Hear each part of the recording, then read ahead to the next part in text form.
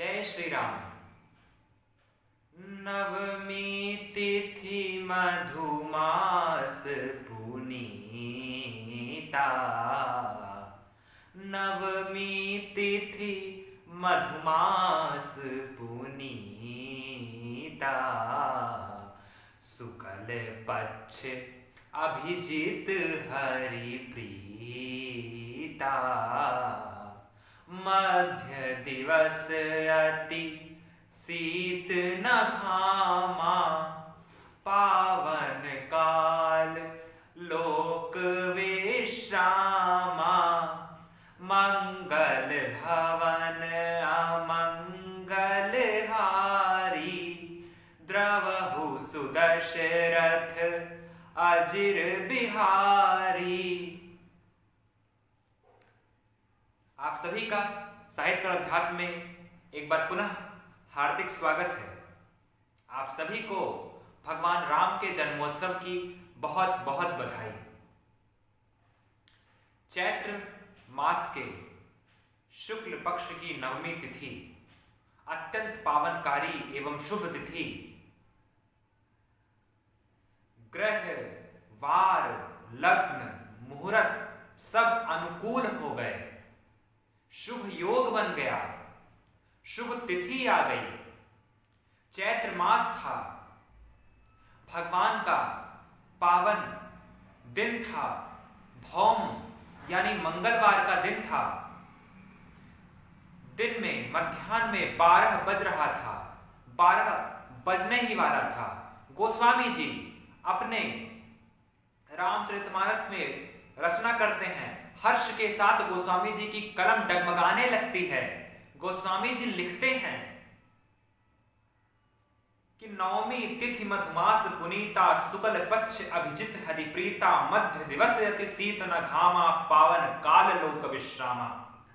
नवमी तिथि चैत्र मास शुक्ल पक्ष और 9वां दिन नवमी तिथि, मधुमास न ज्यादा ठंडक न ज्यादा गर्मी, मधुमास शहद जैसा मीठा मास, पुनीत का दिन, हर्ष का दिन, शुक्ल पक्ष, भगवान का प्रिय अभिजीत मुहूर्त,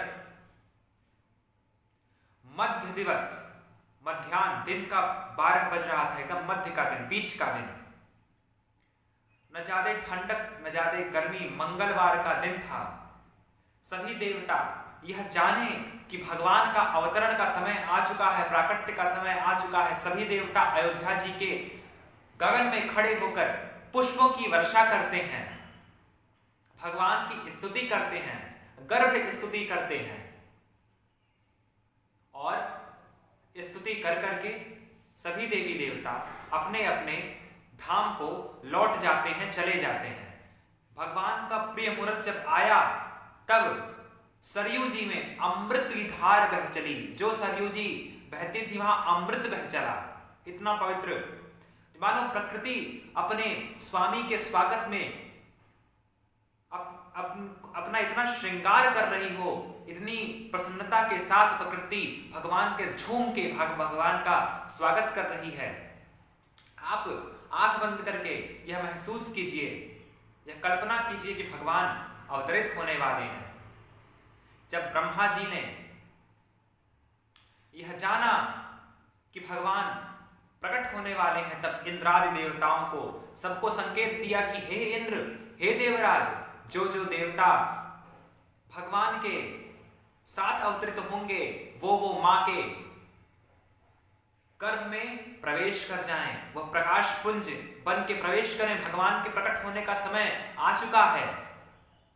दैत्यराज रावण के संहार के लिए, धर्म की पुनः स्थापना के लिए नारायण प्रकट होने वाले हैं। हम सभी का दुख दूर करेंगे। देवी पृथ्वी हर्ष के साथ भगवान का स्वागत करती हैं कि हमारे नाथ आ रहे हैं, हम सबके कष्टों का भंजन करेंगे। तब 12 बजे जैसे ही मध्याह्न हुआ, दशरथ जी का मन मचल रहा है। चारों रानियां कक्ष में जो खीर अग्निदेव लेकर प्रकट हुए थे, वह सभी रानियां अपना अपना भाग ली। कौशल्या जी भाग ली, कैकेयी जी भाग ली। राजा दशरथ की 3 रानियां, कौशल्या, कैकेयी तथा सुमित्रा। और कौशल्या तथा कैकेयी जी ने छोटी सुमित्रा जी को अपना अपना भाग निकाल के खिलाया। 2 भाग थे, इसलिए लक्ष्मण तथा रिपुसूदन शत्रुघ्न जी हुए।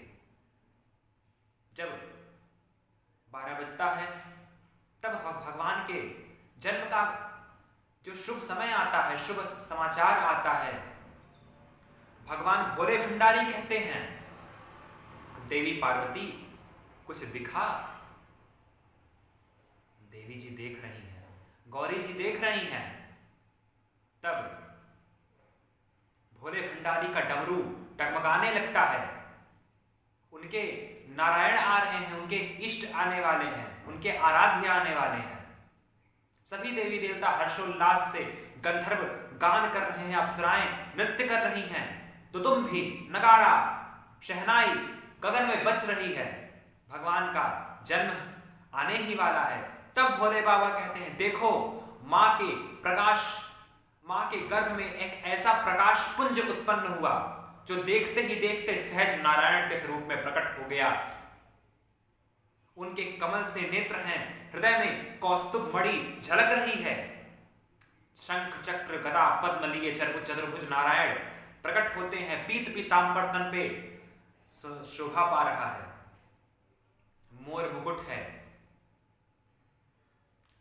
वक्ष स्थले कौस्तुभम, वक्ष स्थल पे कौस्तुभ मणि है। शंख चक्र गदा पद्म भगवान लिए हैं। उनके नेत्र मानो कमल की पंखुड़ियां। तब जब नारायण प्रकट होते हैं मां के कक्ष में, तब भोले बाबा कहते हैं, भय प्रगट कृपाला दीन दयाला कौशल्या हितकारी हर्षित महतारी मुनि मनहारी अद्भुत रूप विचारी लोचन अभिरामा तनु घन श्यामा निज आयुध भुज चारी ए लोचन बनमाला नयन विशाला लोचन बनमाला नयन विशाला शोभा सिंधु खरारी कही दुई कर जोरी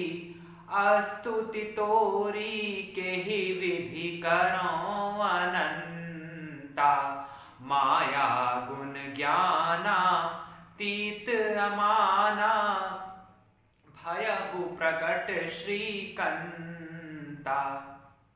ब्रह्मांड निकाया निर्मित माया रोम रोम प्रतिवेद कहे कही कथा सुहाई मातु बुझाई जेहि प्रकार सुत प्रेम लहे ए माता पुनि बोली सोमति डोली ए माता पुनि बोली सोमति डोली तजहु तात यह रूपा की जय शिशु लीला अति प्रियशीला यह सुख परम अनूपा सुनि वचन सुजाना रोदन ठाना वचन सुजाना रोदन ठाना हुई बालक सुरभूपा यह चरित्र जगावहीं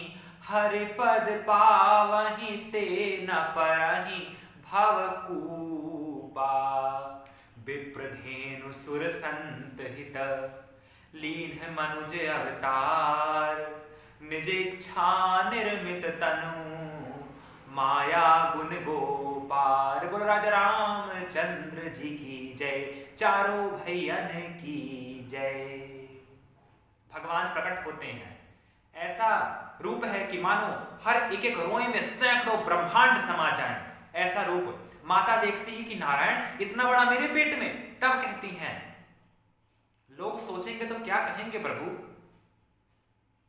आप अपने शिशु रूप में आइए प्रभु, इस रूप में मैं कैसे आपकी बाल लीला का दर्शन करूंगी।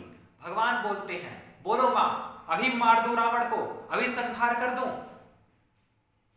तब मां कहती है, नहीं प्रभु, आपकी अभी तो आपको बहुत सी लीला करनी है, अभी तो आपको ताड़का का संहार करना है, अभी तो सीता के साथ विवाह करना है, अभी तो अहिल्या जी का उद्धार करना है, अभी तो आपको बहुत कुछ करना है, इस संसार को तारना है, हम सबको तारना है स्वामी। अभी आप रावण का वध मत करिए, अभी तो आप हमें बाल लीला से कृतार्थ कीजिए। तब भगवान सुनी बचन सुजाना रोदन ठाना, छोटे होते ही वचन सुनते ही मां के भगवान छोटे होके रोने लगे। तब महल में पता चल गया, लल्ला हुआ है, लल्ला हुआ है, बधैया हो रही है। दशरथ जी हर्ष के साथ भगवान सूर्य की उपासना करते हैं, हीरे मोती लुटाते हैं, बधैया बज रही है अवध में, और बड़े हर्ष के साथ भगवान का जन्मोत्सव मनाया जा रहा है। आप सब भी रामनवमी में भगवान का पूजन कीजिए, भगवान को भोग लगाइए, मिठाई का भोग लगाइए, मीठा का भोग लगाइए, भगवान की स्तुति कीजिए, भगवान का वंदन कीजिए, भगवान को पुष्पों से सुशोभित कीजिए, धूप दीप नैवेद्य गंध अक्षत तुलसी पत्र के द्वारा भगवान का पूजन कीजिए, भगवान को पल्ले उजलाइए। यह सोचिए कि भगवान आपके सामने प्रकट हो रहा है, तो देखिए कि भगवान आपको कैसी लीला दिखाते हैं। हमें अपने हृदय में वह चिंतन करना चाहिए, तब ईश्वर हमें वह साक्षात दर्शन भी देते हैं, क्योंकि हमारी जैसा हमारा भाव रहेगा वैसा हमें ईश्वर दर्शन प्रदान करेंगे। आप सभी को रामनवमी का पर्व मंगलमय हो, शुभ हो, भगवान के जन्म की बहुत बहुत बधाई हो।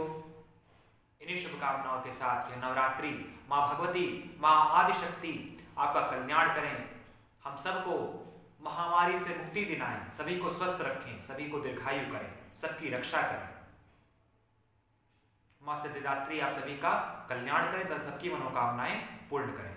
इन्हीं शुभकामनाओं के साथ फिर मिलेंगे एक अन्य वीडियो के साथ। तब तक के लिए धन्यवाद, नमस्कार, जय श्री राम।